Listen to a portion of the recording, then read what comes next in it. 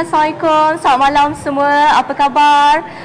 Selamat berpuasa saya ucapkan kepada semua penonton yang berada di restoran ini dan juga yang berada dalam talian. Kita akan bertemu kembali. Ini merupakan siri kedua kita pada malam ini untuk program Cafe Undi 18. Program ini berlangsung secara live di FB iLead pada malam ini daripada pukul 10 hingga pukul 11 berlangsung di SC Restaurant Precinct 15 Putrajaya. Jadi kita tahu yang program ini merupakan bertajuk Undi 18 Cafe. Boleh terangkan sedikit tak Fiza, apa Undi 18 itu? Okey, Undi 18 ni adalah sebenarnya untuk memberi galakan kepada anak muda kita, memberi kebebasan kepada mereka yang berumur 18 tahun, yang di mana sebelum ni untuk pengundian bermula daripada 21 tahun, tapi sekarang ni kita rendahkan kepada 18 tahun. Hari ini anda bersama kita, saya Fiza Ismail dan bersama kawan saya Nurin, menjadi host untuk program ini. Tanpa membuang masa, kita teruskan lagi. Kita dapat tahu kita mempunyai peserta di dalam talian sendiri, ya, dan juga di lokasi ini. So kita dapat lihat semua peserta rasa bersemangat saya tengok hari ini. Jadi kita tahu yang walaupun kita dalam norma baharu, Ya, kita betul. kena jaga penjarakan, kita masih dapat menjalankan program yang dirancang. Dilancang. So bagi sesiapa yang hadir ke LC Restoran ini, sebelum masuk sebelum masuk ke dalam restoran, pastikan untuk scan dahululah QR code dekat MySejahtera. Okey. Tanpa membuang masa, kita menemu ramah beberapa peserta yang berada di lokasi. Okey, kita pilih secara rawak sebab program ni secara santai, jadi Ya, kita betul. pilih je sesiapa. Okey. Kita pilihlah yang encik yang baju kod ni, boleh ke? Okey. Okay, Assalamualaikum. Selamat malam. Okey, dah berbuka ke? Alhamdulillah, Dah kenyang? Alhamdulillah. Okey, soalan pertama, boleh tak memperkenalkan diri dahulu? Okey, terima kasih diucapkan kepada Nurin dan juga Fiza. Assalamualaikum warahmatullahi wabarakatuh. Waalaikumsalam. Saya Hisham Basabah yang akan menjadi host anda pada malam ini, dan terima kasih juga saya ucapkan kepada dua orang kami punya Sama-sama. pengacara ataupun pemudah cara kita punya program pada malam ini. Dan saya mengucapkan selamat berpuasa kepada rakan-rakan yang berada di Facebook dan juga rakan-rakan yang berada di sini. Dan pada malam ini kita akan membicarakan, sekali lagi kami akan bersiaran langsung ke rumah anda. Oh, terima kasih. Ada punya mic. Hold on tak? Okey. Terima kasih saya ucapkan kepada kru tadika yang memberikan ni. Jadi saya nak ucapkan selamat datang, selamat berpuasa kepada rakan-rakan yang berada di rumah, yang sedang menonton Facebook Live Aileen, dan juga terima kasih juga dengan rakan-rakan yang berada di LC Restoran Putrajaya. Untuk maklumat anda, alhamdulillah kami masih lagi PKPP pemulihan, kami tak tahu lusa mungkin akan PKPB atau mungkin PKP. Jadi mengambil kesempatan di Putrajaya ini masih lagi PKPB. Jadi kami melaksanakan program Undi 18 Cafe pada malam ini. Ya, betul. Jadi tuan-tuan dan puan, seperti mana yang dilontarkan soalan oleh saudari Nurin tadi, saya rasa macam gugup sikit. Tapi dalam masa yang sama saya merasa excited kerana ditemukan oleh dua orang puteri di Aileen ini. Jadi tuan-tuan dan puan, Undi 18 Cafe ini adalah sebuah program membicarakan seputar isu-isu politik dan demokrasi berkenaan dengan anak-anak muda. Dan kita yakin dan percaya bahawasanya politik di dalam negara kita ini sedang berada di dalam fasa yang mencabar. Dan kerana itulah hadirnya program Aileen pada malam ini betul. untuk memberikan maklumat, memberikan sedikit penerangan kepada rakan-rakan, khususnya golongan belia yang mungkin orang kata masih lagi berada di dalam dilema. Apakah kepentingan Undi 18? Keliru dengan Undi Penting sangat 18 ni apa? Ya, betul. Betul.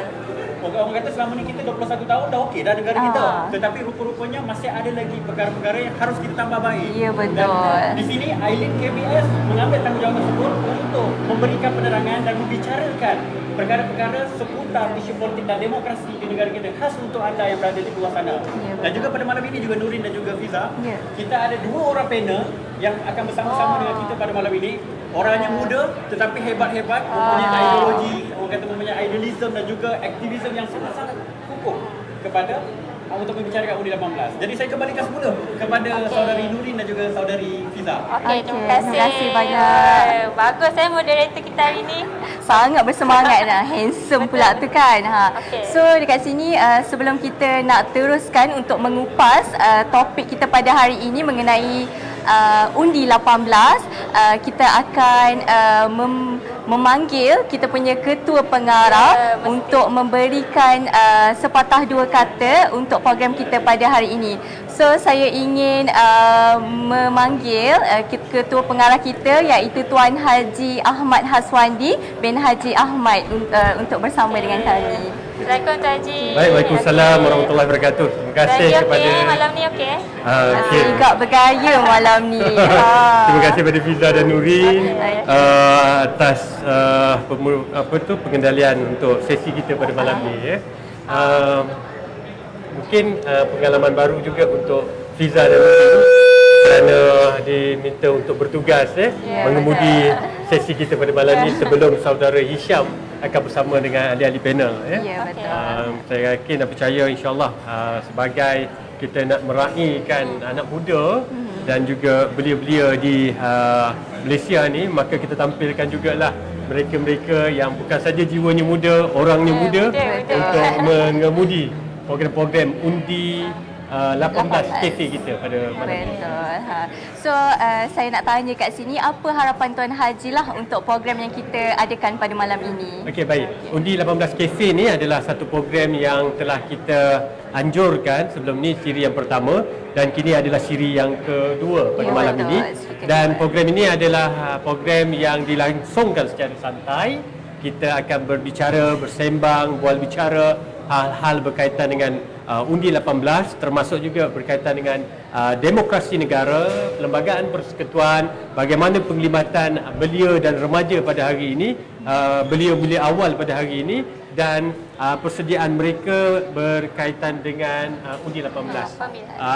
Saya yakin dan percaya siri kefahaman, kesedaran dan juga keyakinan belia-belia awal ini berkaitan dengan pilihan raya di Malaysia perlu diterapkan, dan disampaikan segala input dan maklumat itu dengan jelas supaya mereka benar-benar bersedia untuk terlibat secara langsung, bukan saja sebagai pemilih iaitu mengundi, mereka juga ada ruang untuk dilibatkan sebagai calon-calon pilihan raya. Mereka-mereka yang ingin bertanding juga boleh untuk terlibat secara langsung untuk bertanding dalam pilihan raya umum maupun pilihan raya kecil di Malaysia. Oh, sedia maklumlah dengan jawapan Ketua Pengarah kita. Soalan kedua saya ingin bertanyakan kepada KP, apakah saranan Tuan Haji sendiri kepada anak muda supaya turun padang untuk menyertai pilihan raya yang akan datang? Baik. Berkaitan dengan saranan, sebab itu kita kena faham bahawa anak-anak muda ini pertama sekali dia perlu ada kesedaran, awareness, kesedaran perlu hadir bersama, selepas itu kefahaman, dan yang saya sebutkan selepas datangnya kefahaman, maka sudah semestinya kena ada keyakinan untuk turut terlibat. Anak muda tak boleh dipersalahkan sekiranya mereka ingin berkecuali dalam pilihan raya yang ada di negara ini jika mereka sendiri tidak sedar dan faham bagaimana peranan mereka. Dan bila mana mereka ada kefahaman dan kesedaran itu, maka sudah semestinya keterlibatan mereka secara langsung akan wujud dan mereka akan turut sama. Saya memang mengharapkan, kerana bagi kita di iLead, peranan dan tanggungjawab yang diberikan kepada kita adalah untuk mewujudkan kefahaman dan kesedaran ini serta keyakinan mereka.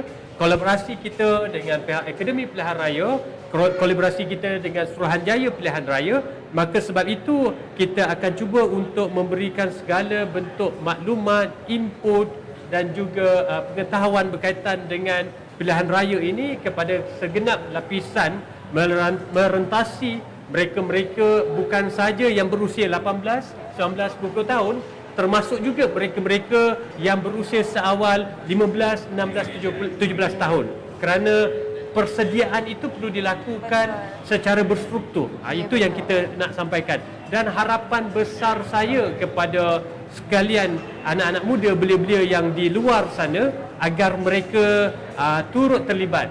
Kita lakukan secara interaktif, secara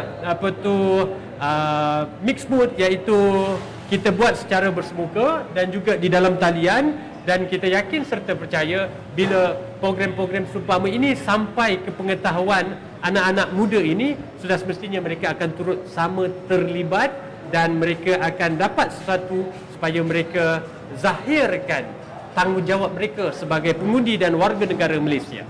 Ya, betul, sebab belia juga adalah pemimpin untuk berpeluang untuk memilih pemimpin yang baguslah untuk pada masa akan datang nanti.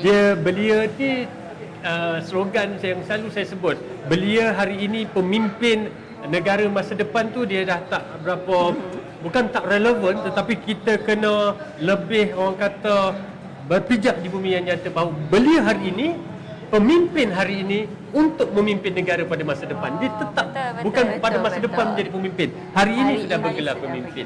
Siapa panel-panel kita hari ini? Saya difahamkan kita hadir yang bersama hari ini panel-panel yang cukup hebat kan, untuk berbicara dengan kita. Dan saya yakin yang hadir ini pun mereka-mereka dari kalangan belia-belia, orang muda yang akan bercakap soal Undi 18 ini. Maka kalau kita melihat kepada pindaan Perlembagaan Persekutuan perkara 119 yang menurunkan had umur dari 21 tahun kepada 18 tahun bagi, ini kena ingat kena faham betul-betul, bagi pilihan raya untuk Parlimen, Dewan Rakyat dan Dewan Undangan Negeri. Maka sudah semestinya anak-anak muda ini, belia-belia seawal 18 tahun ini akan boleh dilibatkan untuk mereka mengundi bagi pilihan raya di Parlimen dan juga di DUN. Mungkin saya yakin ahli panel akan mengupas hal ini, akan bercakap bagaimana selayaknya peranan mereka di peringkat Parlimen ataupun DUN. Ini yang termaktub dalam perkara 119. Manakala pindaan perkara 47 Perlembagaan Persekutuan, penglibatan ataupun had umur daripada 21 tahun diturunkan kepada 18 tahun, mereka yang layak untuk menjadi ahli Dewan Rakyat, maksudnya calon Parlimen, bertanding di Parlimen, dia telah diberikan kebenaran, pindaan telah pun dilakukan dan kelulusan pun telah diperolehi di peringkat Dewan Rakyat dan Dewan Negara. Mereka layak dan boleh untuk menjadi calon pada usia 18 tahun bagi Dewan Rakyat sahaja. Dewan Undangan Negeri belum lagi. Maka sebab itu juga mungkin hari ini panel-panel kita, saya yakin dan percaya mungkin akan mengupas apakah bagaimana peranan di peringkat Dewan Undangan Negeri untuk melihat bahawa anak-anak muda ini boleh turut terlibat bukan saja di pilihan raya Dewan Undangan Negeri dan Parlimen, malah boleh juga untuk diangkat sebagai calon dan bertanding dalam pilihan raya bagi Dewan Undangan Negeri itu sendiri. Kerana kita sedia maklum baru 6 negeri saja yang telah pun membuat pindaan secara total, iaitu Perlis, saya difahamkan Terengganu, Kelantan, Perak, Sabah dan Sarawak, dan 6 negeri yang telah diputuskan. Secara kesimpulan saya dapat rangkumkan bahawa kita tidak boleh memandang remeh lah terhadap suara-suara generasi sekarang. Betul. Kerana sekarang punya generasi sudah jauh berbeza dengan generasi yang lalu. Jadi saya yakin dengan penglibatan secara berumur 18 tahun mampu mematangkan politik negara kita. Betul tak Tuan Haji? Betul. Dan juga pendedahan kepada peringkat awal lah, seawal umur 15 tahun. Betul. Itu juga. Dan sebab itu juga Ailid menyahut saranan seruan penglibatan anak muda. Hari ini kita tampilkan anak-anak muda yang seawal usia ni juga, bukan seawal usia kanak-kanak usia belia ni yang kita libatkan, turut sama terlibat dalam rancangan-rancangan program kita pada hari ini. Terima kasihlah kepada Tun Nurin dan juga Fiza kerana sudi juga untuk turut terlibat memudahcarakan pengendalian kita untuk program sesi kita pada malam ni. Okey, terima kasih Ketua Pengarah kita pada hari ini. Okey, untuk meneruskan program kita pada hari ini, kita akan bagi kepada moderator kita dan untuk dengan panel-panel kita untuk mengupas isu ini dengan lebih lanjut lagi. Dan saya kira untuk penonton di talian dan juga yang berada di LC Restoran ini, betul, agar sama-sama memberi kerjasama, dan sekiranya ada persoalan yang ingin ditanya kepada panel kita, boleh juga sekiranya ada masa yang akan diperuntukkan nantilah. Okey, saya harap yang berada di talian sentiasa berada di hadapan skrin sehingga penghujung penghujung program ini, okey? Ya, betul. Okey, sekarang kita serahkan program kita kepada moderator kita, Cik Hisham. Kita pas kepada Cik Hisham lah. Terima kasih.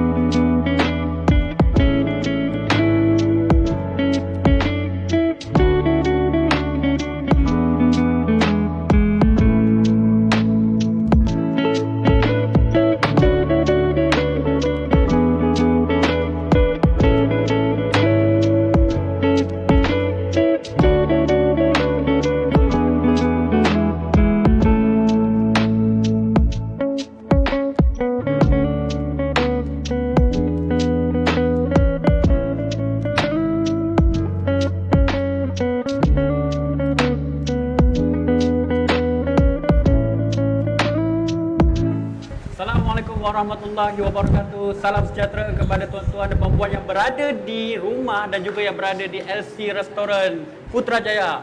Selamat datang, selamat berpuasa kepada anda semua yang sudi meluangkan masa untuk mendengar seputar isu-isu berkaitan dengan undi 18 yang hangat dibicarakan, yang hangat menjadi polemik, khususnya kepada masyarakat kita yang ada pada hari ini. Jadi, tuan-tuan dan puan-puan, ini adalah siri yang kedua dalam jelajah undi 18. Sekali lagi, panggung undi 18 akan dibuka pada malam ini.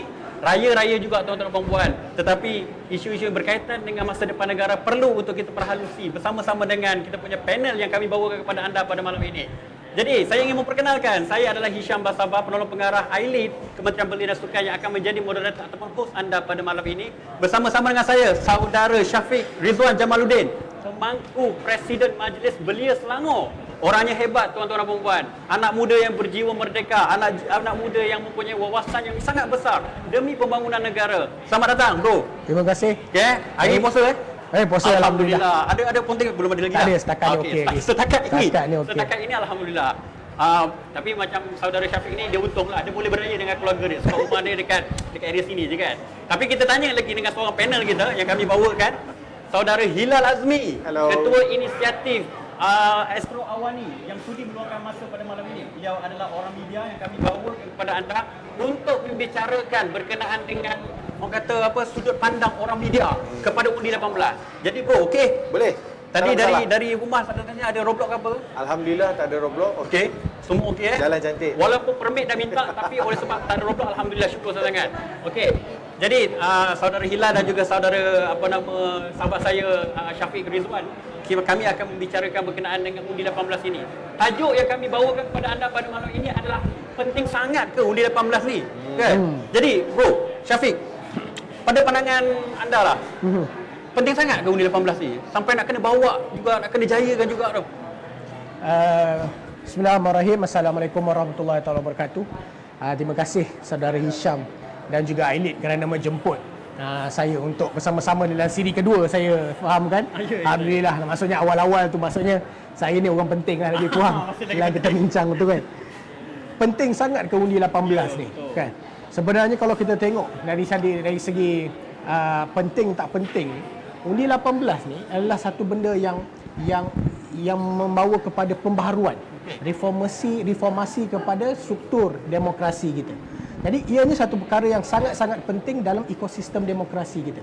Bagaimana kita memberi ruang dan peluang kepada orang-orang muda, kepada anak-anak muda, kepada belia-belia kita seawal umur 18 untuk menjadi penentu kepada pembuat-pembuat polisi, penentu kepada kepimpinan-kepimpinan negara dan juga penentu kepada mereka-mereka yang sepatutnya menggerakkan negara ini dengan lebih baik. Maksudnya ianya sangat penting sebab kita ingin empower keseluruhan rakyat Malaysia seawal umur 18 tahun untuk bersama-sama dalam memandu dan memacu negara kita ke arah yang lebih baik.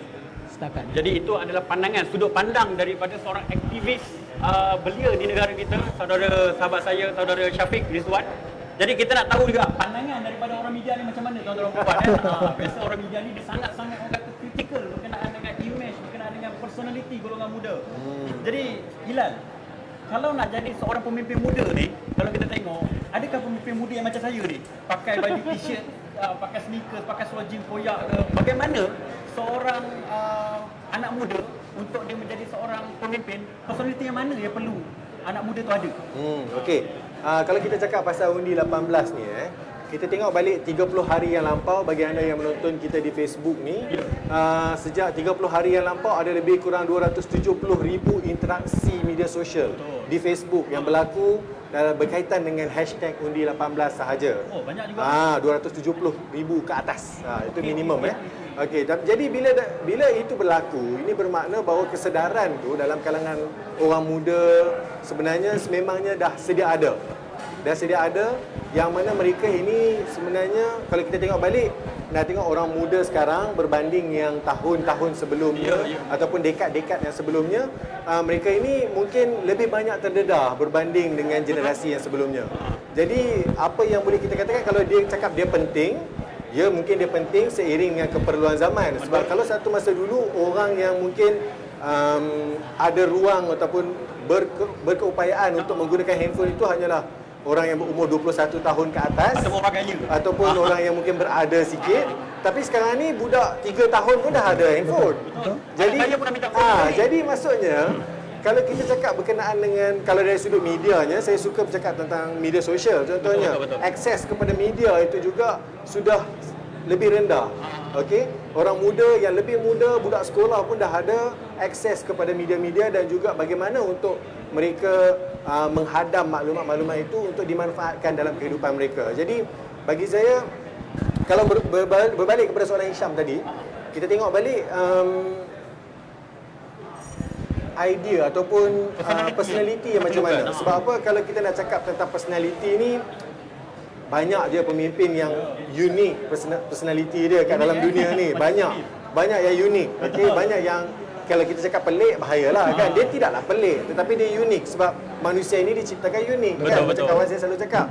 Jadi bila dia unik, apa yang paling penting bila bercakap tentang muda ini adalah idea yang segar dan muda, yang penting dan mampu melengkapkan keperluan zaman. Jadi mungkin idea-idea itu yang boleh di-apply ataupun yang boleh dioperasikan secepat mungkin, itu yang paling penting. Sebab sekarang ni banyak yang bercakap tentang idea semata-mata, tetapi pelaksanaannya tak ke mana-mana. Betul. Jadi mungkin idea itu diperlukan, idea-idea segar ini diperlukan, sebab itu undi 18 ni bagi saya penting. Yang mana kita tahu ada sekurang-kurangnya 5 ke 8 juta pengundi baru mungkin akan masuk nanti. Dan mereka ini akan membawa idea-idea lebih segar kepada pemimpin-pemimpin yang bakal dipilih mungkin dalam pilihan raya yang akan datang. Ya, pilihan raya ke-15 khususnya kan, mana tahu kan. Jadi kalau kita nak membicarakan berkenaan dengan orang kata apa, image yang unik tu, kalau nak cerita image unik, Adolf Hitler pun unik dengan misal kontornya. Apa nama ni, Joseph Stalin dengan misal melintang pun adalah satu pemimpin yang unik. Tunku Abdul Rahman, Soekarno adalah antara yang unik juga. Dan juga Perdana Menteri kita juga ada image yang orang kata unik. Jadi terima kasih saya ucapkan kepada Hilal berkenaan dengan orang kata pembuka bicara seorang pengamal media di negara kita ini berkenaan dengan anak muda itu sendiri. Jadi kita kembali kepada sahabat saya, Bro Syafiq. Yo. Pemimpin muda ni, kalau kita tengok cerita muda tentang undi 18 ni, orang selalu membicarakan tentang tak matang. Matang. Kalau kita tengok umur 18 tahun ni, ada ramai lah yang menyatakan bahawasanya budak-budak umur 18 tahun ni masih lagi tak matang. Macam mana dia orang ni dengan keadaan masih lagi main TikToknya, dengan masih lagi merempitnya, boleh kita berikan dia orang ni tanggungjawab untuk mengundi? Jadi macam mana tu? Kematangan dia orang tu perlu Apa main TikTok? Main TikTok dengan apa tadi? apa namanya? Merempit. Okey. Satu soalan yang saya rasa terlalu besar skop dia. Kita nak ukur kematangan dengan main TikTok dan main rempit. Saya rasa umur 25 tahun pun ada yang main TikTok. Bukan 18 tahun, 40-an pun ada yang main TikTok, masih ada yang rempit. Jadi kalau kita nak cerita pasal kematangan, ia satu benda yang sangat-sangat subjektif. Dan kematangannya dilahir melalui pendedahan. Pendedahan ni perlu datang dengan peluang. Jadi bagaimana kita nak mengangkat ataupun memperbaharui ataupun mengangkat nilai kematangan dalam belia ni, kita perlu bagi peluang. Betul. Bila dia dah ada peluang, baru dia tahu buat silap. Bila dia dah buat silap, dia akan belajar dari kesilapan. Dari situ lahirnya kematangan, dari situ lahirnya hikmah melalui buat silap. Tapi dalam perkara pertama, asasnya kita perlu bagi peluang dan ruang untuk mereka-mereka ni berpartisipasi bersama-sama dalam ekosistem politik. Maknanya kita kena memberi kepercayaan. Betul, beri kepercayaan kepada mereka. Sebab kalau kita nak kata 18 tahun, tak matang lagi. Ini tak matang lagi. 25 tahun pun ada juga yang belum matang lagi. Boleh tak kalau saya katakan orang sekarang ni yang orang kata senior kita dia melihat umur 18 tahun ni pada ketika umur dia 18 tahun, 20 tahun, 30 Betul. tahun yang lepas. Betul. Kan? Saya rasa kita reflect diri kita sendiri, rasa tak matang. Bukannya pada waktu sekarang ni. Kita matang tahun 98, Betul. kita letakkan budak tahun Betul. 2021 tak matang Betul. juga. Jadi rakan-rakan abang-abang, kakak-kakak, pakcik-pakcik macam-macam tu berikan kepercayaan kepada kita punya generasi muda umur 18 tahun ni, sebab dia orang ni lain dengan kita dulu. Jadi sebelum saya pergi beralih kepada sahabat saya Hilal, kita berhenti sekejap. Saya dah mula merasakan orang kata suasana yang semakin panas, semakin hangat berkenaan dengan sistem undi 18 ni. Jadi kita redakan keadaan dengan mendengarkan lagu yang akan dipertontonkan oleh kumpulan band kita, kumpulan basking kita pada malam ini. Dipersilakan. Cik Eka kita.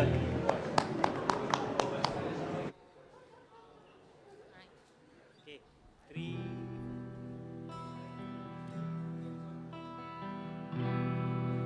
Kepadamu kekasih, aku berserah.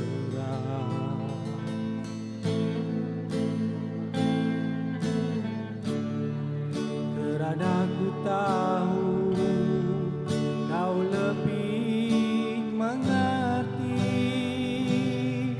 apa yang terluka di cermin wajahku ini, apa yang tersirat di hati bersama amali.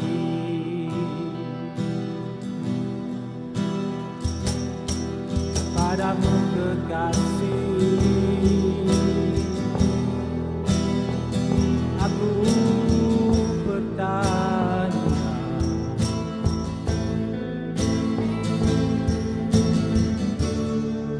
apakah kau akan menerimaku kembali, atau harus menghitung lagi segala jasa dan bakti, atau harus mencampakku ke sisi tanpa harga diri.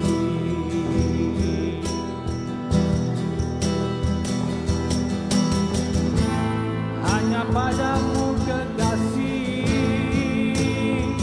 aku tinggalkan.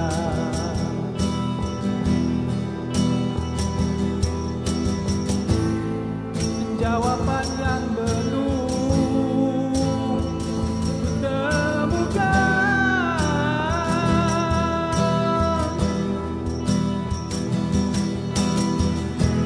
yang bakal aku nantikan bila malam menjemputku lena beradu.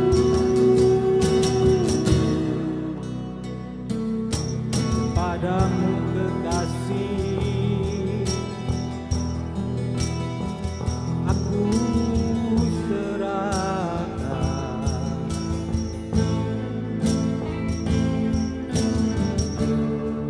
Jiwa dan raga, jua segalanya. Apakah kau akan menerima penyerahan ini? Apakah kau akan menerimaku dalam keadaan begini?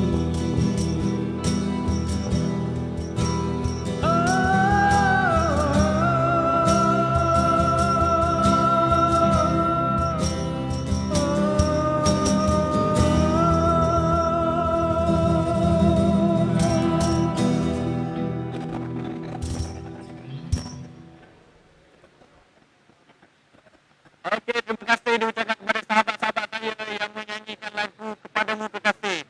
Rasa macam tersentuh bro, tersentuh rasa hati. Kita baru tadi hangat-hangat tiba mereka menyanyikan lagu Kepadamu Kekasih. Lagu ketuhanan, orang kata yang seiringlah dengan situasi ataupun orang kata keadaan Ramadan kita pada kali ini. Syukur Alhamdulillah. Mana-mana sahabat kita pada tadi, malam 25 Ramadan tadi, mana-mana mungkin berjumpa dengan malam Lailatul Qadar. Alhamdulillah diucapkan. Jadi kita sambung semula dengan kita punya berbicara pada malam ini. Saya nak beralih kepada sahabat saya, Hilal. Orang media ni, saya kalau tengok muka dia memang handsome semuanya. Sebab dia orang media. Kalau saya sehandsome beliau, mungkin saya juga berada di media. Awani, TV3 dan sebagainya. Jadi, bro, Hilal sebagai seorang ketua inisiatif media sosial di Astro Awani. Sebagai seorang pemimpin, perlu ada orang kata image di media sosial. Image yang baik di media sosial. Jadi, image yang manakah yang perlu dipertontonkan oleh bakal pemimpin ini di media sosial? Adakah dia sepatutnya mengutarakan satu image yang radikal, ataupun image yang santai, ataupun image yang orang kata agak main-main, childish, hari ni kongsi, oh ye main apa kat rumah, hari ni buka puasa apa, macam mana? Okey, Kalau saya punya pandangan asas kepada pemimpin di tahun 2021 dan ke depan. Okey. Asas utama untuk pemimpin di tahun 2021 dan ke depan adalah untuk mewujudkan identiti digital mereka. Okey. Sebab apa? Perkara ini amat penting sebab dalam dunia yang penuh dengan kadang-kadang kalau dalam situasi COVID ni kita penuh dengan sekatan. Betul. Okey. Jadi cara untuk kita nak achieve ataupun nak masuk kepada kumpulan-kumpulan masyarakat ni dan menginspirasikan masyarakat itu perlu kreatif. Okey, jadi dia mungkin kena memanfaatkan teknologi dari sudut platform media sosial dan sebagainya. Jadi identiti digital itu amat penting. Okey, sebab kalau kita tengok balik daripada jumlah 222 ahli parlimen yang ada sekarang, berdasarkan pemerhatian saya rasa sekurang-kurangnya hanya sekitar 60 ke 80% sahaja pemimpin, terutamanya ahli parlimen lah yang ada di Malaysia pada ketika ini, yang mempunyai identiti digital ataupun jejak digital mereka itu yang mudah untuk rakyat akses. Hanya sekitar 60 ke 80%. Dan kalau mereka itu mungkin menjadi menteri ataupun menjadi apa, mungkin dia lebih aktif, kan? Cuma bila tak banyak orang muda, cara mereka untuk berinteraksi, berjumpa, bersembang dan maupun berlawak jenaka dan sebagainya, mereka akan berada di media sosial.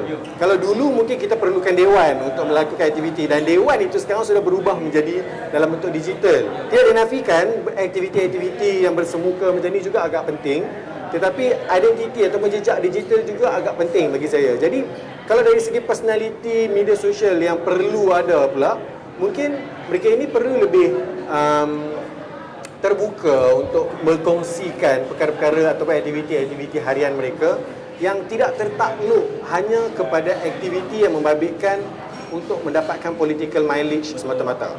Sebab apa?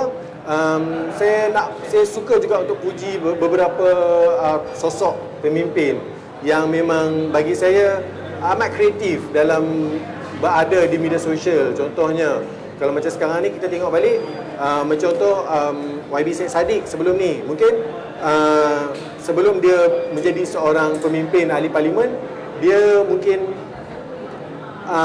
aktiviti media sosial dia lebih kepada perkongsian aktiviti debat dia. Okey, bila dia dah jadi menteri, dia bukan sahaja tertakluk kepada aktiviti menteri semata-mata, tetapi sebab orang mahu kenal dia dalam sisi-sisi yang lain. Boleh tak saya katakan seorang pemimpin ni, boleh tak kalau saya katakan seorang pemimpin ni perlu juga jadi seorang influencer media sosial? Nama pun dah pemimpin, dia memang influencer. Kalau dia tak berjaya influence orang, maka dia tak akan berjaya dapat undi. Okey, jadi bagi saya pula, kalau kita bercakap pemimpin itu dalam skop yang lebih besar, pemimpin ni tak semestinya kita kena menjadi ahli parlimen semata-mata. Tetapi kalau kita bercakap dalam konteks undi 18, bagaimana menjadi pemimpin ini sebenarnya membawakan idea segar bukan saja di peringkat atas tetapi juga di semua peringkat komuniti masyarakat itu sendiri. Sebab apa, kalau kita tengok balik dalam kalangan di Malaysia pada ketika ini, antara cabaran paling besar kita adalah berlaku vacuum yang cukup besar dalam kalangan pemimpin atasan sehinggalah kepada pemimpin komuniti. Kalau kita tak boleh, kita cuba tengok sekarang berapa banyak aktiviti komuniti yang betul-betul berjaya menarik perhatian orang muda. Betul. Yang tu yang menjadi cabaran terbesar kita, dan idea-idea segar itulah yang kita perlukan daripada pengundi-pengundi yang berumur 18 tahun ke atas ni.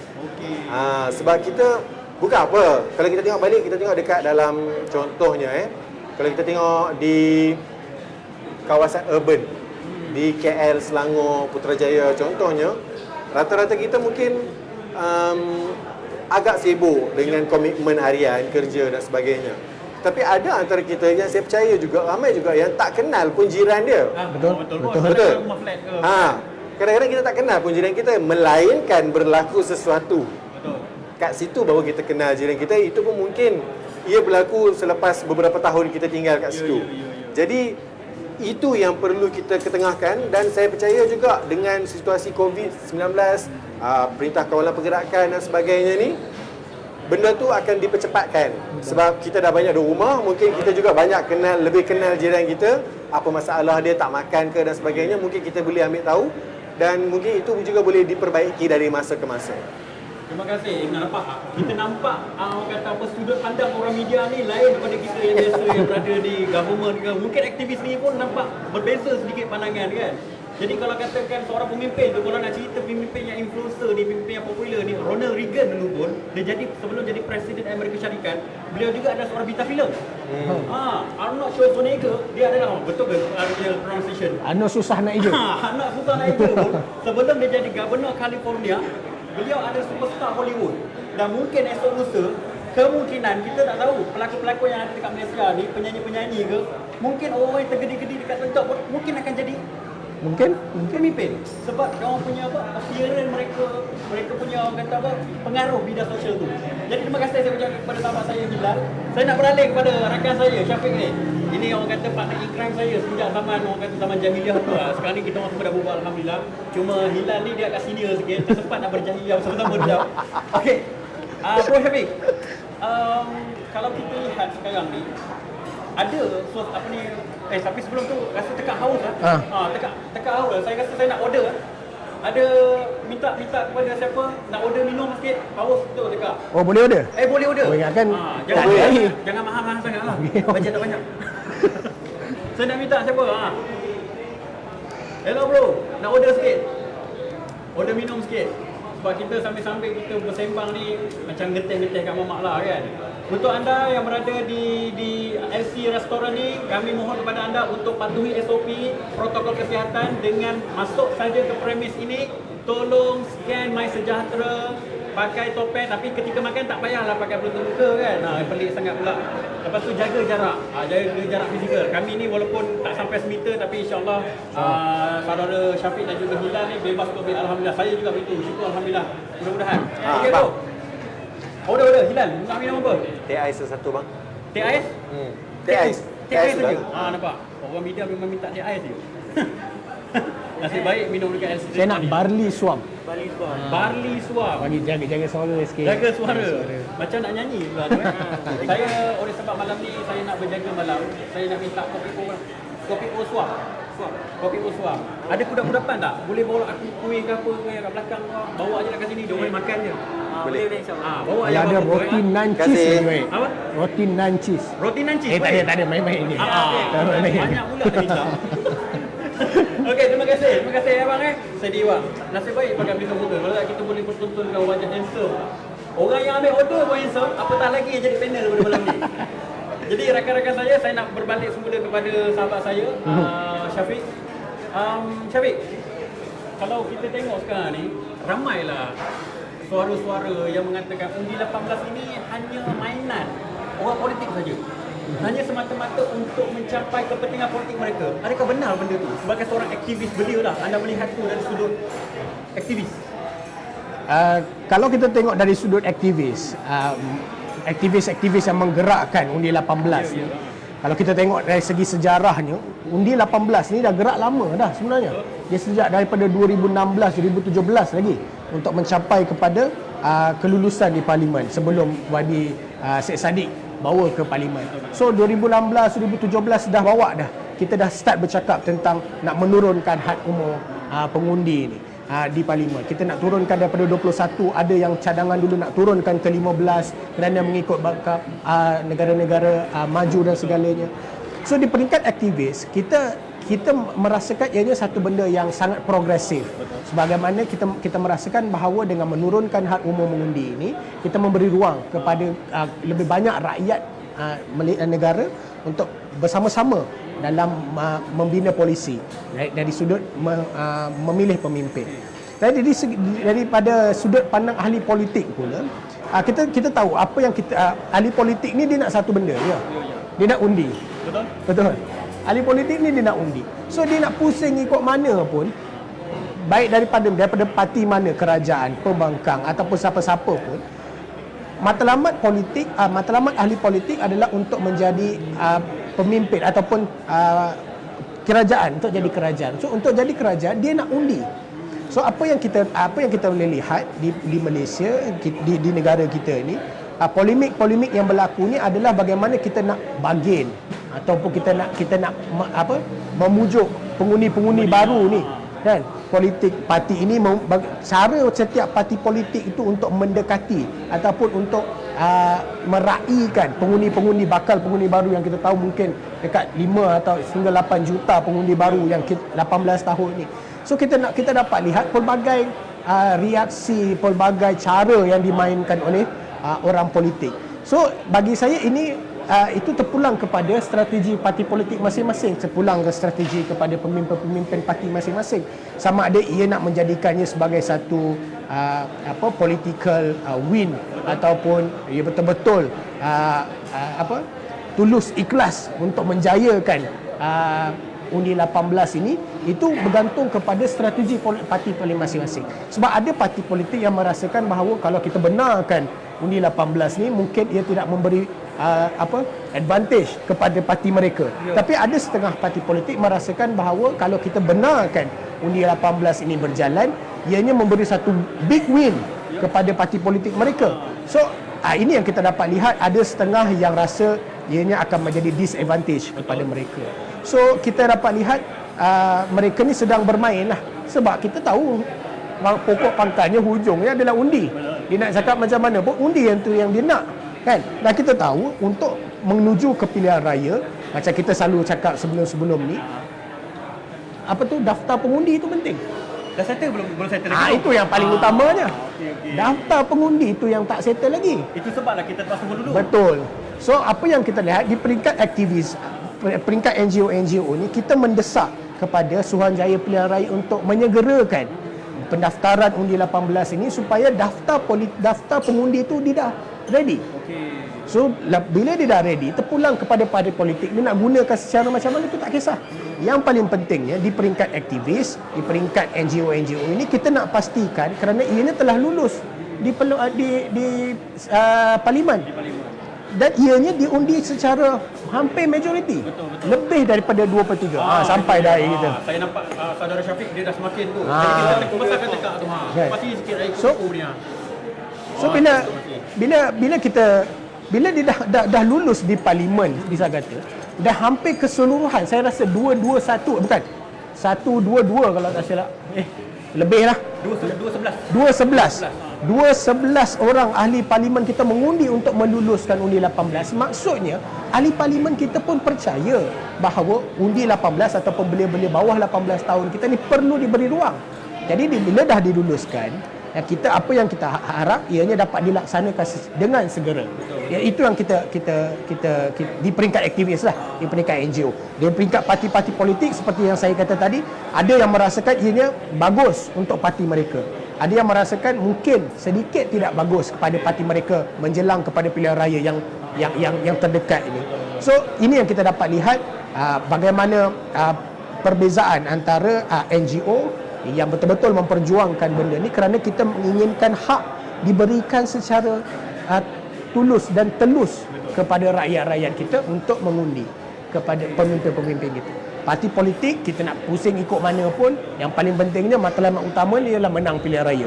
Sama ada dia menang dengan undi 18 ataupun dia menang tanpa undi 18, itu yang menjadi pertikaian dalam kepala otak dia orang lah. Itu yang menjadi isu dia. Jadi kalau kita tengok masa di hari ke-14 dulu, orang kata tsunami politik Betul. dibawakan oleh orang muda, betul? Ya, betul. Itu tanpa umur 18 tahun. Betul. Itu 21 ke atas dah bawa ke tsunami. Kita Betul. tak kalau katakan 18 tahun ni pula macam mana tsunami dia. Okey, terima kasih. Saya nak ucapkan kepada Bro Syafiq. Kita nak pergi ke Hilal pula. Hilal, orang kata kalau setiap kali kita baca, macam saya kadang-kadang follow juga Esra Awani punya post-post semua sebagainya kan. Orang kata itu semua hasil kerja Hilal lah sebagai ketua inisiatif kan, Ida Sosial Awani. Bila cerita tentang politik dia, netizen mesti trigger.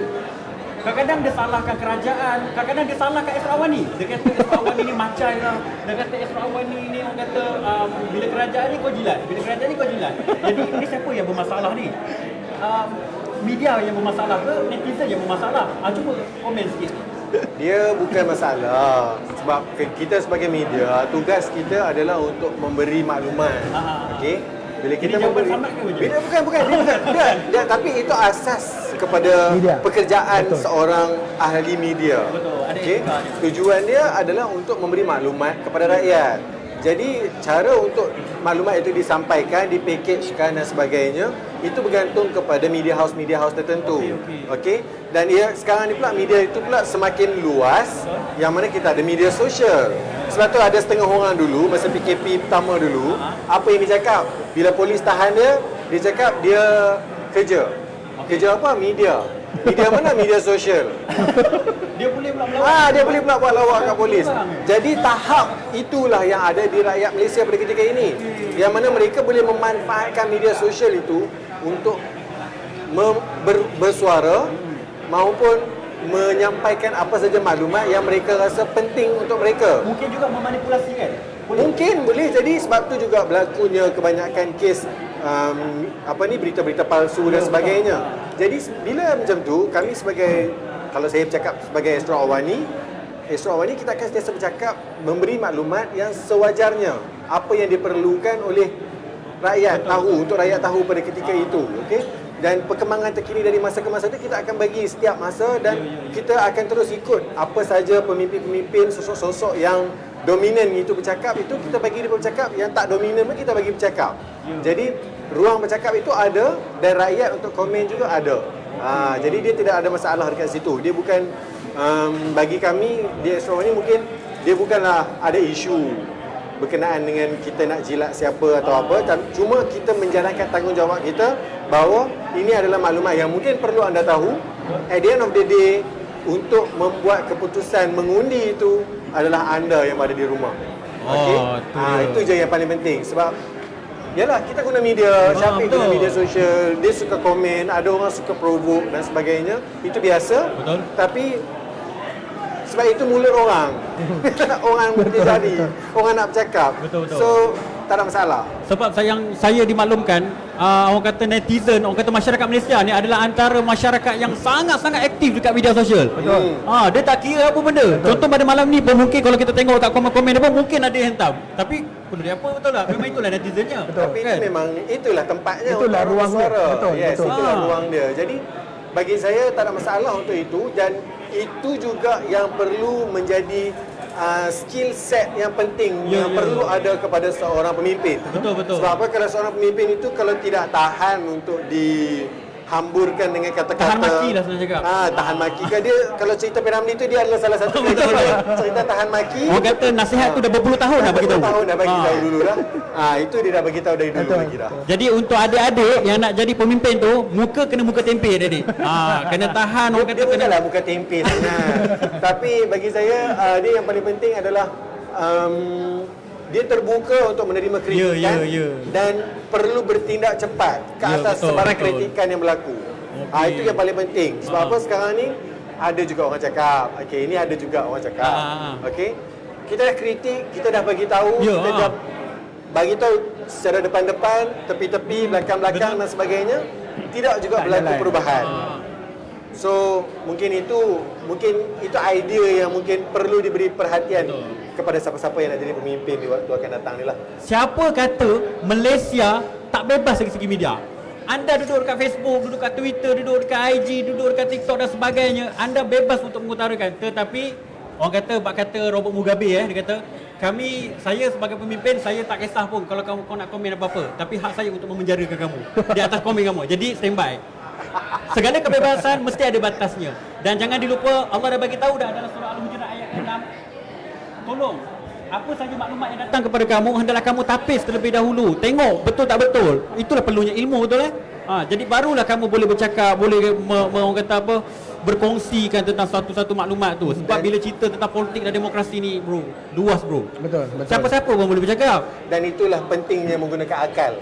Itu dia. Akal ni sangat perlu. Saya nak quote Al-Atas banyak kali dah cerita tentang adab dan akal dalam buku dia. Berpuluh-puluh buku dia tulis. Jadi untuk redakan lagi keadaan, sahabat saya dah tak sabar, kaki dah goyang lah tu. Itu member saya, Pejo tu dah start main gitar tapi cuma bunyi tak keluar lagi. Itu dia. Saya tak tahu macam nak bawa lagu Metallica, Kill Me All. Jadi, tuan-tuan dan puan, kita berhibur dulu dengan rakan-rakan saya, Basking Aileen. Dipersilakan. Terima kasih diucapkan kepada moderator kita bagi tepukan gemuruh sikit.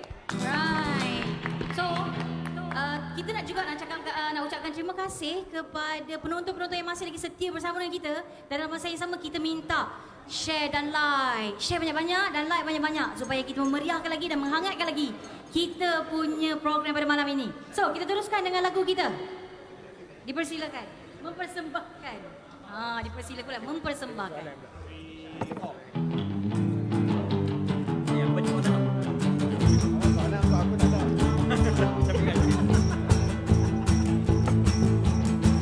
Tiba masa untuk kita ceritakan semua. Keluar berjalan meluang waktu 7 minggu. Grab your key and drive your car all the way to Damansara. Come on, this is the night. Have some cookies and coffee. Masa muda jangan pernah sia-siakan. Simpankan sebagai memori. Jadikan Polaroid. Sungguh indah. Lupakan segala resah. Bersama sahabat gembira. Jadikan satu Polaroid.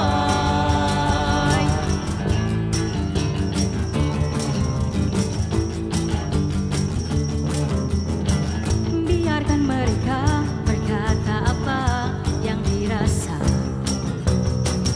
Hidupkanlah hari ini muda hanya sekali. Grab your key and drive your car all the way to Damansara. Come on, this is the night. Let's have cookies and coffee. Masa muda jangan pernah sia-siakan. Simpankan sebagai memori. Jadikan Polaroid. Sungguh indah. Lupakan segala resah.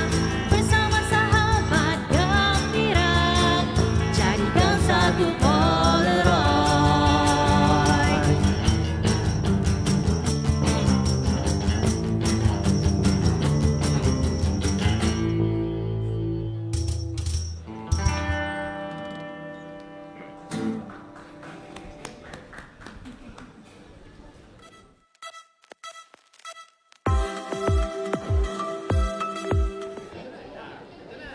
Okey, terima kasih diucapkan kepada rakan-rakan saya. Tiba-tiba pula dia orang kata nak bawa lagu Polaroid Kita orang rasa kat sini macam nak bertanda je. Tu apa nama ni, abang-abang orang kata customer-customer dekat LC restoran ni masing-masing dah terganggu-ganggu kepala. Itu baru Polaroid. Belum main lagu Hukum Karma lagi. Macam mana kita tak tahu. Jadi tuan-tuan dan puan-puan yang berada di Facebook terutamanya, anda boleh mengutarakan soalan-soalan anda di ruangan komen. Tanya je soalan. Ni rakan-rakan saya cakap, mana soalan daripada media daripada Facebook ni? Aku tak nak dengar soalan daripada kau. Dia kata, aku nak dengar nak dapatkan soalan dari orang kata Facebook.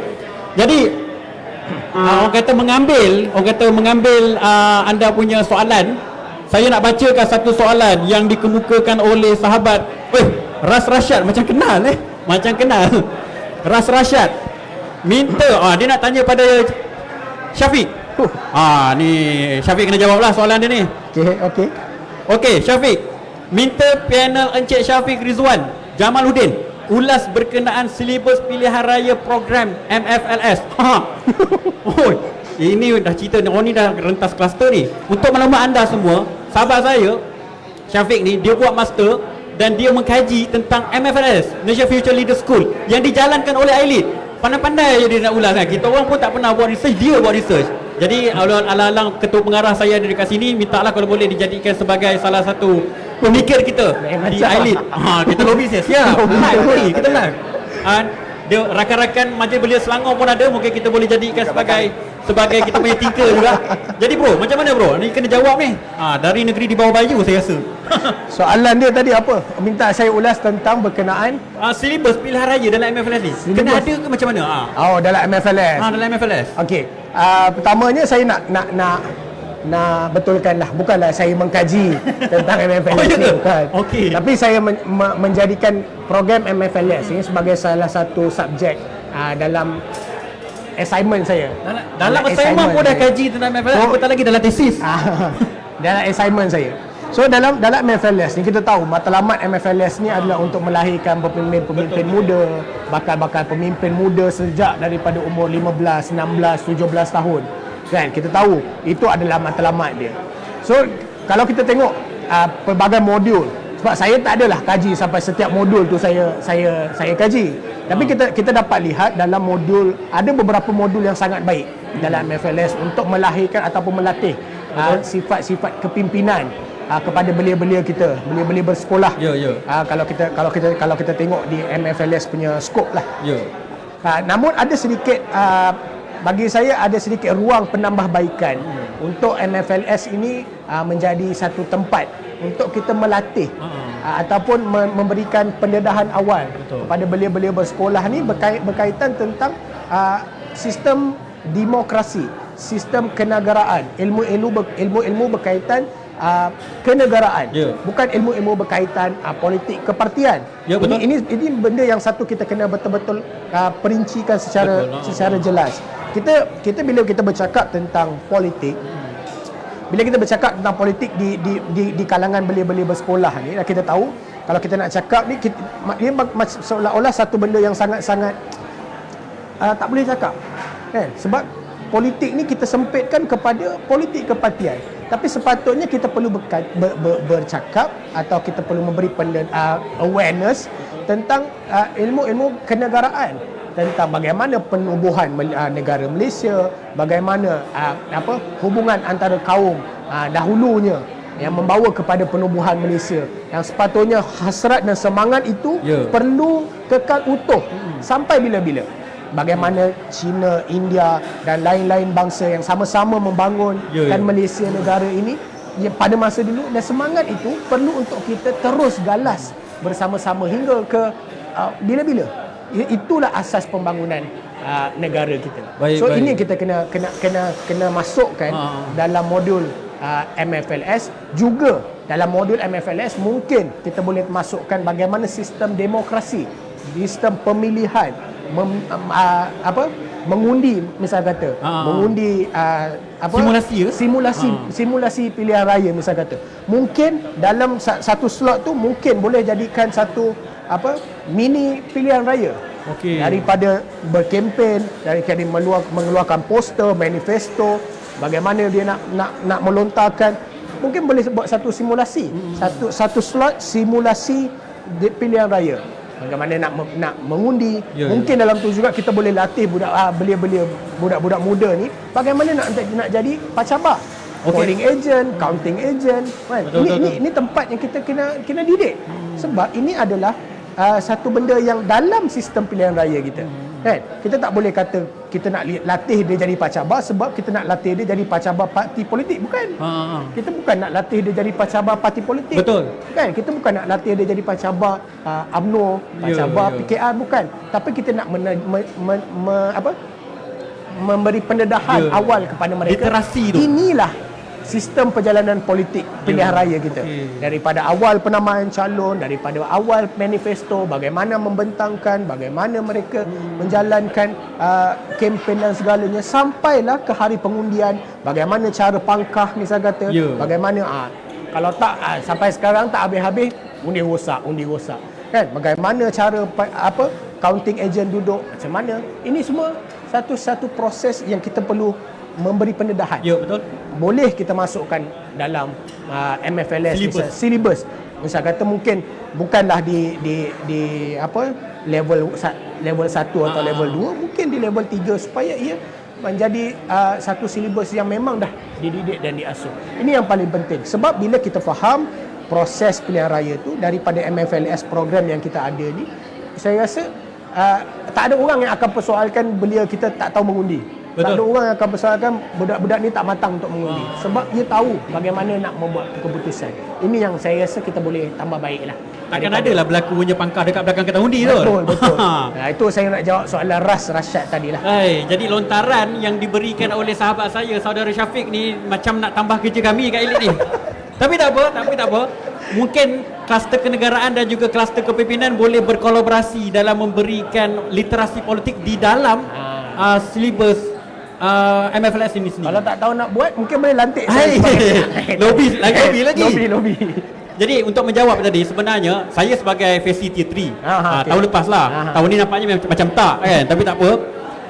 Kami kepada ketiga Tier 3 tu memang ada orang kata proses pengundian untuk memilih orang kata MPP lah, MPP, Majlis Perwakilan MFLS, MPM, Majlis Perwakilan MFLS. Jadi dekat situ kita dah memberikan dia orang kata apa, literasi pencalon macam mana yang boleh dipilih. Ada orang kata apa, ada sesi kempen pada ketika itu. Tapi mungkin kita boleh memberikan simulasi sebenar pilihan raya. Betul. Tapi janganlah orang kata bendera sekian-sekian. Jangan ada bendera mata ke, bendera bunga ke, bendera keris ke, apa ni, dacing dan sebagainya. Pakailah kunci ke, gitar ke kan. Okey. Terima kasih saya ucapkan kepada sahabat saya Syafiq. Saya nak beralih kepada sahabat saya Hilal. Soalannya dari Al-Farid Abraham. Dia kata macam ni lah senang cakap. Kemungkinan untuk budak-budak orang kata rakan-rakan belia yang umur 18 tahun ini memilih calon yang muda juga. Adakah itu berlaku? Maknanya kalau dia tengok dia umur 18, saya umur 18, saya tengok okey ada calon ni yang agak tua, dah agak krepot sikit. Calon ni dia orang kata dah orang kata season. Kita tak ada kata tua, season. Orang kata orang lama. Banyak dah dia dah pakai kopiah dah. Kopiah tu bukan kopiah betul, maknanya uban lah. Dan dia umur 18, dia tengok ada calon muda. Adakah kebarangkalian untuk belia 18 tahun ni memilih calon yang muda sahaja? Adakah itu akan berlaku? Kalau pada pandangan saya, sekarang ni kita tengok balik isu ageist ni dia agak besar dalam kalangan orang muda terutamanya. Tetapi bagi saya pula itu bukan penanda aras ataupun kita boleh tengok itu sebagai trend mereka ini akan mengundi orang yang lebih muda. Sebab apa bagi saya trend yang ada sekarang ni adalah siapa pemimpin yang boleh membawa idea yang segar dan muda. Betul. Itu yang paling penting. Sebab sekarang ni ada je yang tidak pun terlampau muda, tidak terlampau tua, juga sentiasa mendapat perhatian kumpulan umur 18 ini. Sebab tu saya cakap tadi, salah satu idea ataupun salah satu persona yang penting sekali perlu ada kepada bakal pemimpin yang mungkin akan bertanding nanti ialah mereka ini perlu ada digital footprint ataupun jejak digital yang cukup kuat untuk menginspirasi kaum muda. Presence. Dia kena ada online presence yang betul lah. Sebab apa? Orang muda dia banyak berinteraksi melalui online berbanding berdepan. Sebab apa? Kadang-kadang tu kalau dia tengok artis-artis luar negara sekalipun, dia akan mengidolakan artis-artis itu hanya sebab inspirasi yang mereka dapat. Betul.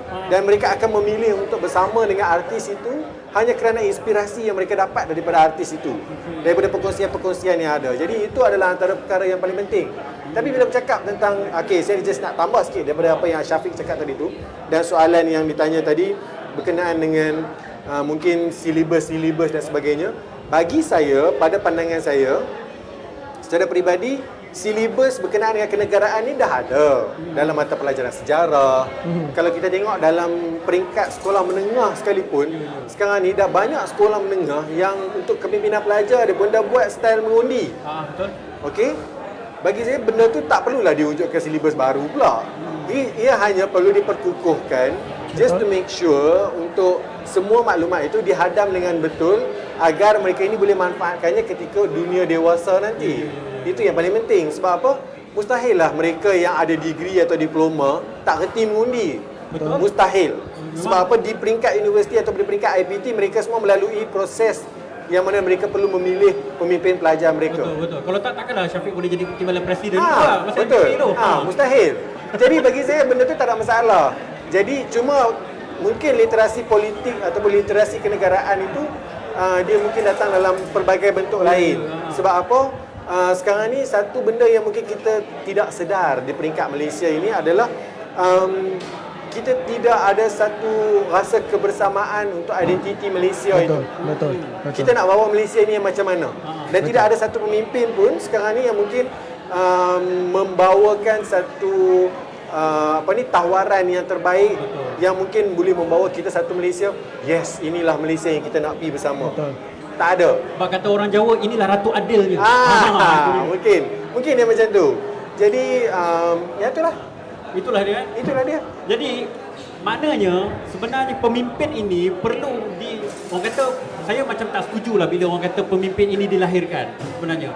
Pemimpin itu memang mungkin dilahirkan tetapi dia perlu melalui ilmu, proses keilmuan, proses orang kata, proses menjadikan dia sebagai seorang pemimpin lah. Jadi itulah yang perlu. Jadi saya nak beralih kepada sahabat saya Syafiq. Ini ada lagi satu soalan dari Muhammad Hussein Kamarudin. Macam dah start mengajuk dia kata, saya tak baca soalan dia ni. Saya amat menantikan urusan panel terhadap soalan saya sebab mereka ini idola anak muda. Saya tak tahu pula Syafiq dan juga Hilal adalah idola anak muda. Tapi tak apa, kita bacakan. Saudara Muhammad Hussein Kamarudin, dia bertanya, kita sudah mengorak langkah memberi ruang pada undi 18. Kira-kiranya bila pula nak beri ruang dan peluang anak muda jadi bakal YB? Bukan jadi bakal YB, YB terus. Macam mana? So, dia ada dua sisi. Pindaan perlembagaan yang berlaku adalah pindaan untuk menurunkan hak umur mengundi, juga pindaan untuk 18 tahun boleh jadi calon pilihan raya. Maksudnya, kita memang dah menyediakan platform untuk 18 tahun ni jadi calon di peringkat parlimen ataupun di peringkat Dewan Undangan Negeri. Walaupun kita tahu ada lagi beberapa daerah negeri-negeri yang belum lagi meluluskan pindaan tersebut, dan kita harap negeri-negeri yang belum lagi ini juga akan meluluskan pindaan tersebut. Maksudnya platform tu dah ada, dan bagaimana belia ataupun orang-orang muda ni nak jadi YB, satu, kalau kita tahu sistem politik kita adalah melalui parti lah, kan? Jarang calon-calon yang bebas ni menang, kan? Mungkin selepas ini mungkin boleh berlaku perkara-perkara sedemikian, kan? Sebab kita tengok dinamika politik kita sudah semakin berubah. Mungkin calon-calon bebas yang datang daripada orang-orang muda ni mungkin boleh menjadi third force. Betul. Ataupun pilihan tawaran baru kepada sistem pilihan raya kita yang berasaskan parti yang pada masa sekarang ni. Itu yang kemungkinan. Dan yang seterusnya adalah kita mengharapkan parti-parti politik yang ada sekarang ni memberi ruang lah kepada orang-orang muda ni. Betul. Untuk menjadi YB ataupun menjadi wakil kepada parti-parti mereka dalam pilihan raya, kan?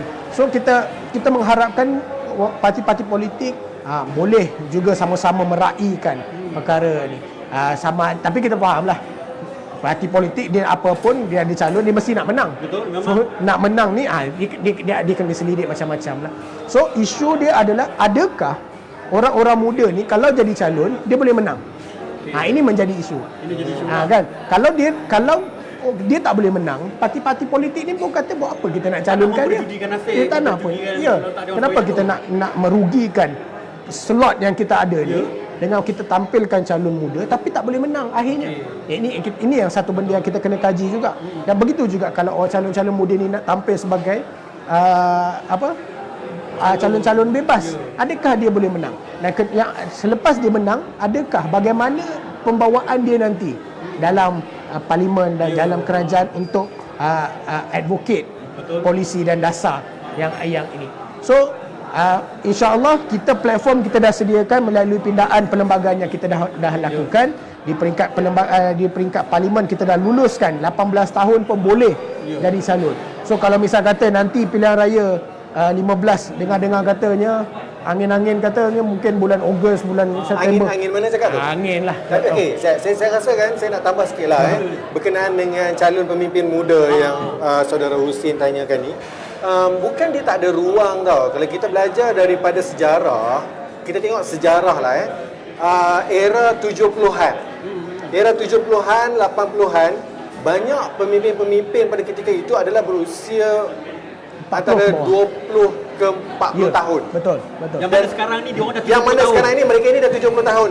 Susah betul nak. Maksudnya daripada dekad 70 ke 80-an itu kita ada lebih kurang 3 ke 4 dekad yang sunyi sepi tanpa kehadiran orang muda. Orang baru. Ataupun calon-calon pemimpin yang baru. Betul. Tetapi itu kalau kita tengok dari satu parti politik. Okey, ada parti politik lain, contohnya ada beberapa parti politik juga yang saya tengok agak progresif, yang memang mereka ini juga mengetengahkan calon-calon muda dan mereka menang. Betul. Contohnya, okey, kalau kita tengok dalam PRU ke-14 hari itu, DAP contohnya, mereka banyak memberikan ruang kepada calon-calon muda yang akhirnya mereka menang. Betul. Okey, kalau UMNO kita tengok kali terakhir calon-calon muda tu yang banyak, mungkin lebih daripada 20 calon di peringkat kerusi Persekutuan. persekutuan.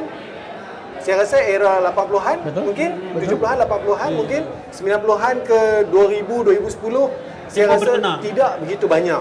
Tidak begitu banyak dan menyebabkan ramai belia-belia, especially pemimpin-pemimpin belia macam Syafiq dan sebagainya, mereka macam okey, Redor Airline kan contohnya kan. Mereka tidaklah okey tak apalah kita buat jelah kerja tepi dan akhirnya sekarang ini bila tahun 2021 mereka ini mula membuat-buat. Darah muda itu telah mula menyebabkan mereka menggelegak dan akhirnya kita tak tahu apa yang akan berlaku. Sebab itulah wujudnya parti-parti baru seperti Parti Muda dan parti-parti lain yang kita tak tahu lagi. Kita nak tengok juga sebab apa? Ramai yang cuba meletakkan calon boleh menang, tetapi kita tak tahu lagi calon boleh menang itu boleh buat kerja atau tidak. Itu yang paling penting sebenarnya. Nak menang tu satu hal, mungkin boleh menang, tapi buat kerja tu adakah betul boleh buat kerja ataupun hanya mampu ataupun tidak. Tapi insya-Allah saya yakin dan percaya dengan idealism, dengan ilmu, dengan orang kata sistem pendidikan yang kita berikan kepada golongan muda yang ada pada hari ini, insya-Allah yakin dan percayalah bahawasanya anak muda yang ada pada hari ini mampu untuk menjadi pemimpin. Terima kasih saudara Hilal, terima kasih saudara Syafiq. Tapi belum habis lagi, air pun belum habis lagi. Oh, kena bagi habis. Kena bagi habis. Syarat sah untuk program ini adalah anda perlu habiskan airnya. Okey, kami minum Minta lagi. Jadi untuk kesekian kalinya rakan-rakan saya tersenyum manis yang berada dekat ni, yang ujungnya pula dengan jambang dia tu buatkan seksi. Jadi kita persilakan basking grup basking kita untuk menyanyikan lagu yang seterusnya. Dipersilakan.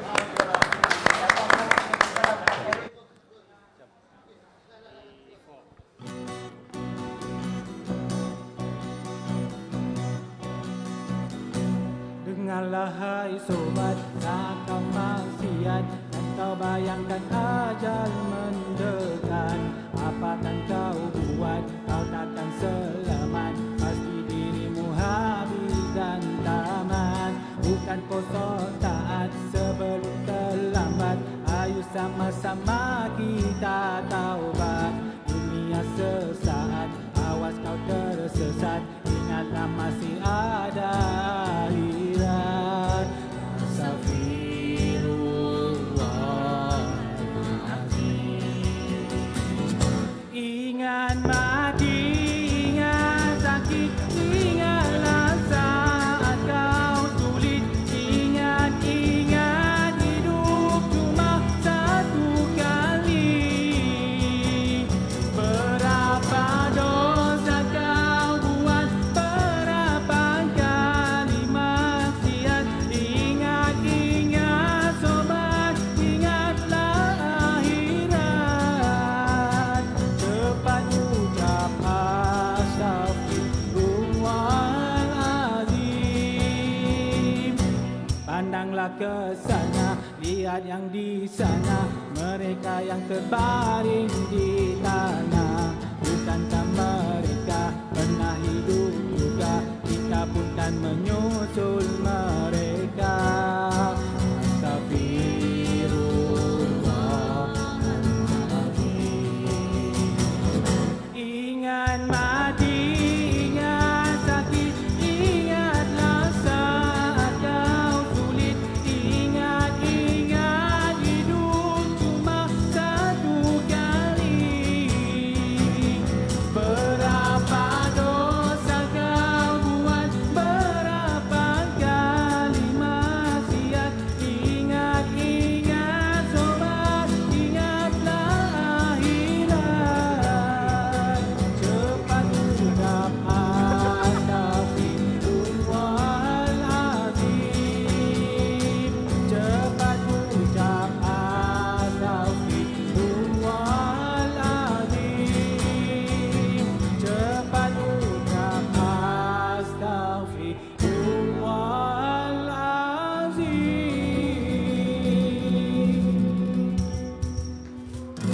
Alhamdulillah. Syukur. Terima kasih kerana memberikan keinsafan bukan saja kepada saya tetapi kepada sahabat saya Syafiq dan juga Hilal. Mungkin ada dosa-dosa tergantung pada malam ini. Banyak kali dah sahabat saya Duan mengingatkan cepat ucap astagfirullahalazim. Mungkin dengan itu kita mampu untuk orang kata memunasabahkan kesilapan-kesilapan kita untuk menjadi seorang Islam yang lebih baik, insya-Allah pada hari ini, masa depan dan seterusnya. InsyaAllah, insyaAllah. Politik juga, tetapi teruslah berada di atas kapasiti ilmu dan juga adab. Tidak guna anda menjadi seorang ahli politik yang popular, tidak guna anda menjadi seorang ahli politik yang hebat, tetapi tidak berlandaskan dengan keilmuan dan juga adab. Jadi ini adalah pusingan yang terakhir. Masa semakin mencemuri kita. Selalunya kita orang lepak sampai 3-4 jam, tapi kali ini sejam je. Kan? Tapi tak apa, sejam saja yang kita pertontonkan dengan anda semua. Lepas ni mungkin 2-3 jam lagi dah halang-halang boleh keluar malam kan. Jadi, saudara Hilal, ini adalah pusingan refleksi. Apa yang pihak media boleh lakukan untuk memberikan kesedaran, mempopularkan kata undi 18 ini, agar anak-anak muda yang berada di luar sana itu cakna dan rasa perlu untuk mereka mendaftar diri sebagai seorang pengundi. Okey, kalau di peringkat media kita sebenarnya tidak ada masalah. Terutamanya contoh kami di Astro Awal ni, kami sentiasa terbuka dan sentiasa memberi fokus kepada cerita-cerita membabitkan mereka yang berada di usia 18 ke 25 tahun ini. Sebab apa? Kami percaya bahawa ruang dan peluang di media itu juga antara tempat yang mungkin penting untuk mereka berada, dan kemudian mereka boleh bersama-sama memberikan idea mereka walaupun belum mungkin boleh mengundi dan sebagainya melalui media yang sedia ada. Tetapi bagi saya, untuk memudahkan anda semua, manfaatkan teknologi sedia ada. Mungkin kita belum ada akses lagi kepada media-media tertentu contohnya mungkin, tetapi saya juga percaya bahawa banyak media sekarang pun dah cukup terbuka untuk menerima sebarang pandangan maupun idea yang ingin dikongsikan melalui platform mereka. Jadi bagi saya, apa yang penting untuk siapa-siapa lah, kalau contohnya nak jadi pemimpin ke apa ke, cantikkan digital footprint anda. Itu yang paling utama. Itu pesanan cantikkan, cantikkan, kemaskan dan pastikan ianya sentiasa memberi inspirasi yang terbaik kepada sebanyak mungkin masyarakat yang ada di seluruh dunia ni. Sebab apa? Kalau lagi ramai kita berjaya inspirasikan, tak jadi pemimpin pun orang akan anggap kita inspirator atau inspirer yang cukup hebat di mata dunia. Sebab apa? Kalau kita tengok sekarang ni, ramai je influencer yang tak perlu pun jadi ahli parlimen, tak perlu pun jadi apa-apa, tetapi cukup berpengaruh untuk mengajak orang membuat baik dan sebagainya. Kita tengok sekarang ni kan. Sebab tu pentingnya digital footprint itu sangat penting. Dan yang keduanya, sentiasa memberi inspirasi positif, terutamanya dalam situasi sekarang ni. Perintah kawalan pergerakan, ramai yang kena duduk rumah, ramai yang stres, ramai yang tak boleh berfikir lagi dah apa lagi penyelesaian untuk hidup. Kita manfaatkan platform-platform ini, berikan tenaga-tenaga positif kita. Sebab apa? Itu yang paling penting. Kalau tak dapat bagi tenaga positif tu kepada orang yang kita tak kenal, sekurang-kurangnya bagilah kat kawan-kawan yang kita kenal dulu. Betul. At least Facebook friend kita dulu tengok pun dah okey. Itu yang paling penting. Maknanya, sebenarnya kalau katakan kita nak berkhidmat ni, kita nak berjasa ni, tanpa kuasa pun kita boleh berjasa. Betul. Sebab apa? Kalau dalam zaman sekarang ni, kadang-kadang media, kalau dulu mungkin orang perlukan media untuk membuat lonjakan. Sekarang ni dengan social media akan cari dia orang pun. Betul. Jadi itu yang bagi saya tu, digital footprint itu adalah yang paling penting. Bila digital footprint itu penting, dia akan menjadi titik tengah kepada kita untuk pergi ke mana-mana saja dan akses kepada mana-mana sahaja di dunia ni. Kadang-kadang dengan social media kita yang hebat tu pun, menteri pun akan suka nak tengok. Dia pun akan cakap, hello, mari jumpa saya sekarang. Jadi pegawai khas macam mana? Tak kisah nak jadi apa pun kan. Tapi at least kalau jadi penasihat pun jadilah kan. Penasihat tu level-level saudara Syafiq saya rasa kot. Lobby juga tu. Lobby. Ini bukan lobby. Maksud saya, sebab saya pernah tengok ada satu menteri dengan menggunakan kuasa media sosial ini, dia mendapatkan penasihat-penasihat untuk kementerian dia. Dan mereka ini adalah dimosti sekarang. Saya tengok banyak macam tu. Jadi ini contoh yang terbaik lah. Tak kisahlah kita ni kepakaran apa sekalipun, sains tak sains ataupun apa saja. Tetapi kalau dia mampu memberikan input yang bermanfaat untuk negara, why not? Betul. Nampak? Itu adalah orang kata refleksi. Refleksi pun macam nak tambah lagi. Tapi cukuplah orang kata soalan tu sampai di situ. Itu adalah buah fikiran yang diberikan oleh Hilal Azmi dari Astro Awan ni. Kita beralih semula kepada sahabat saya Syafiq. ini adalah refleksi, okey. Ada beberapa buah negeri yang masih lagi tak meratifikasikan undi 18 ni. Ni apa cerita ni? Jadi Saudara Syafiq sebagai pemangku Presiden MBS, sebagai aktivis belia ni, apakah peranan MBS ni? Nak meyakinkan ahli-ahli berhormat di Dewan Undangan Negeri ni untuk menerima. MBS dah bercerita dah tentang penting undi 18, penting undi 18. Tapi DUN pula tak terima. Apa fungsinya? Dia punya refleksi tu, tapi bagi soalan menampar saya pun takut juga nak jawab.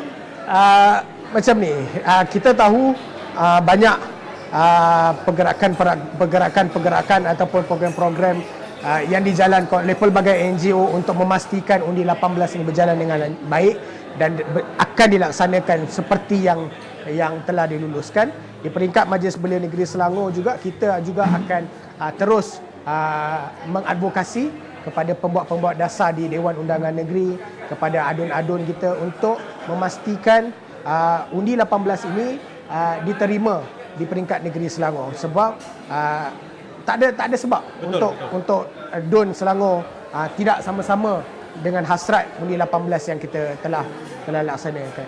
Kita sedang menjalankan pelbagai engagement dengan belia-belia di luar sana melalui pelbagai program di peringkat atas talian ataupun tidak, untuk pastikan hasrat undi 18 ini seperti yang mana yang telah diluluskan di peringkat parlimen akan terus diluluskan di negeri Selangor, insya-Allah. Dan kalau perlu kita buka puasa di parlimen, NGO undi 18 buka puasa di parlimen, mungkin MBS boleh buka puasa di Dewan Undangan Negeri. Itu dia. Nanti insya-Allah untuk pastikan undi 18 ni di Dewan Undangan Negeri Selangor pun mereka sama-sama meraihkan dan meluluskan undi 18 ni, insya-Allah. Jadi ini adalah satu cabaran sebenarnya. Dia cabaran kepada majlis-majlis belia negeri, bukan saja kepada Selangor, tetapi majlis-majlis negeri yang ada seramai 7 sudah saya 7 buah negeri lagi yang masih belum menerima usul undi 18 ni. Ini adalah cabaran kepada anda untuk memberikan kesedaran dan keyakinan kepada ahli-ahli yang berhormat. Saya menantikan saat ketika Saudara Syafiq menjadi salah seorang ahli yang berhormat, sama ada di negeri Selangor ataupun di Parlimen Malaysia. Mungkin PRU 15 mungkin, insya-Allah. Saya aminkan saja. Aminkan saja. Okey, terima kasih saya ucapkan kepada sahabat saya Syafiq Rizwan dari Majlis Belia Selangor. Terima kasih saya ucapkan kepada Saudara Hilal, sahabat saya dari Astro Awani. Dan ini saja, sampai di sini saja kita punya bual bicara sembang santai ngeteh kita pada malam ini. Dan saya mengucapkan terima kasih kepada anda kerana sudi bersama-sama dengan kami pada malam ini. Dan terimalah lagu penutup yang akan didendangkan oleh rakan-rakan saya, cantik-cantik, manis-manis, kacak-kacak dan tampan-tampan orangnya. Dipersilakan. Assalamualaikum.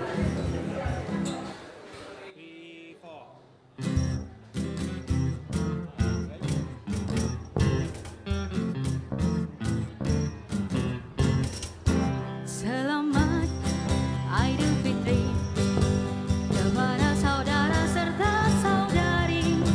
Setahun hanya sekali merayakan hari yang mulia ini. Di masa bulan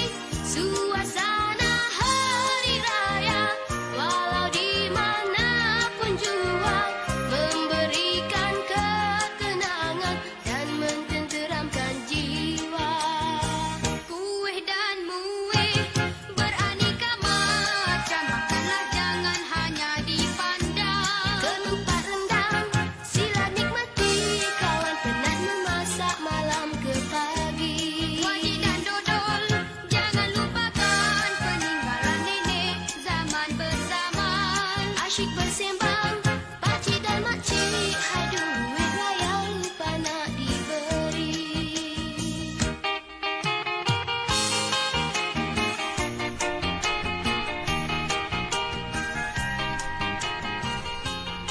Kami dari warga kluster kenegaraan mengucapkan selamat